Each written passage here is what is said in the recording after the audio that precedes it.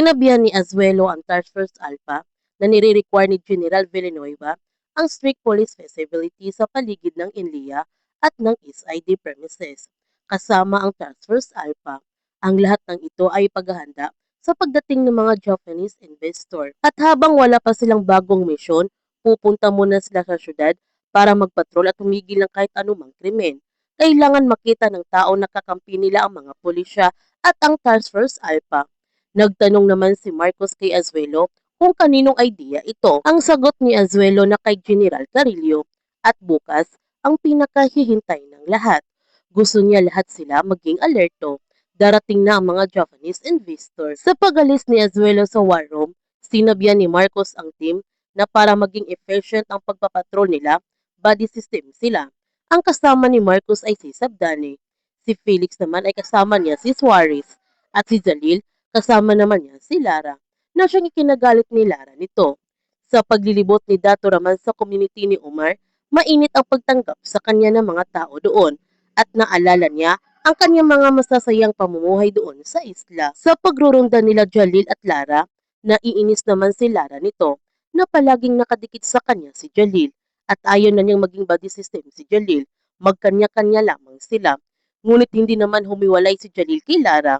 Sinusundan pa rin niya ito hanggang may nakita si Lara na isang manika na katulad sa kanyang laruan nung bata pa siya. Nakangiti siya nito habang tinitingnan niya ang manika.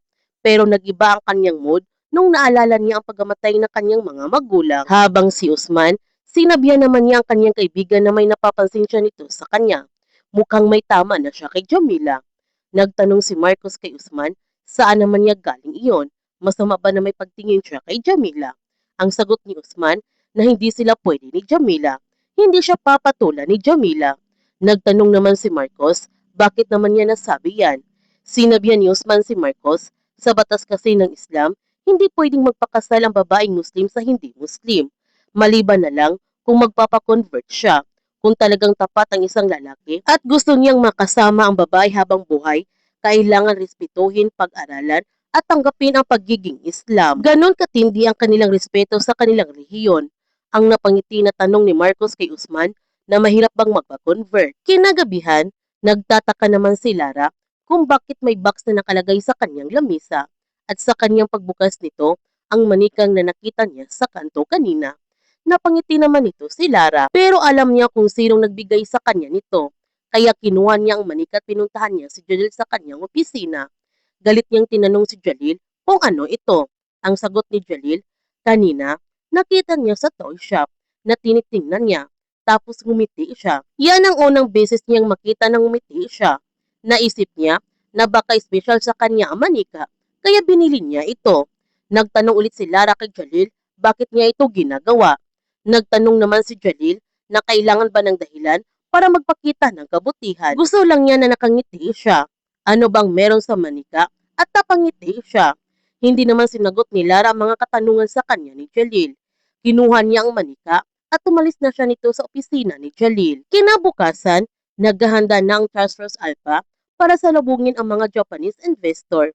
Nung sina Jalil at Marcos na lamang ang naiwan, sinabihan ni Marcos si Jalil na personal na ni-request ni General Carillo na silang magbabantay sa mga investors.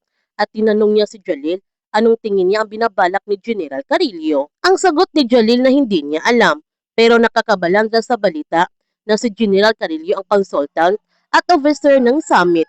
Sisirain ba ni General Carillo ang kanyang reputasyon? Ang sabi ni Marcos na kailangan maging alerto sila. Ramdam niya na may binabalak ng masama si General Carillo. Gayunpaman, napangiti naman si General Carillo dahil ito ang magiging pinakamagandang araw sa kanyang buhay. Sinundo na nga ng Task Force Alpha ang mga Japanese investors sa airport at dinala na nila ito sa venue. Sa pagdating ng mga investors, sinalubong at binati ito ni General Carillo. Ipinakilala pa ni General Carillo sa Japanese investors ang Task Force Alpha na ito ang magbabantay sa kanilang kaligtasan. Ang Task Force Alpha ang personal na mamahala sa kanilang seguridad at proteksyon para sa buong araw. Habang si Mustafa, napapaisip naman siya kung ano na naman ang naiisip na kaguluhan ni General Carillo at binabantayan naman nila Jalil at Marcos ang mga kinikilos ni General Carillo. Pero hindi nila alam na doon sa bus tour guide Nagaganapin ni General Kelio ang kanyang masamang binabalak. Mga Japanese ang nakasakay doon, kaya huwag natin palalapasin ang kapanapanabik ng mga tagpo sa The Blood versus Duty.